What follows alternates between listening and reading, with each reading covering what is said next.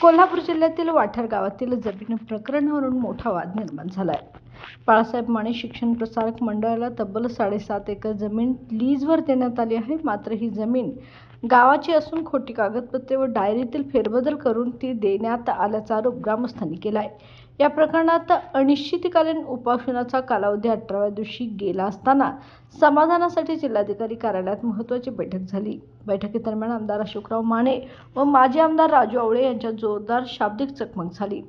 राजूबाबा आवळे यांनी थेट आमदार माने यांच्यावर मराठा समाजाची जमीन घेतल्याचा आरोप केला. आवळे म्हणाले, आमदारांनी मराठा समाजाची जमीन घेतली, आता ही जमीन तुमच्या नातेवाईकांना देणार आहात का? यावर अशोकराव माने यांनी आक्षेप घेत, मी ती जमीन घेतलेली नाही, आम्ही गावच्या बाजूने आहोत, हा विषय इथे काढायचा नाही. यावेळी ग्रामस्थ राजहंस भुजिंगे यांनीही आमदार माने यांच्यावर नाराजी व्यक्त केली.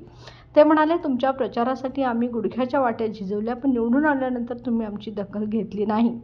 उपोषणाला भेट द्यायला वेळ नाही, पण गावात येऊन भजी खायला मात्र वेळ असतो, असंही ते म्हणाले. बैठकीदरम्यान झालेल्या या घडामोडींमुळे वातावरण तणावपूर्ण झाले.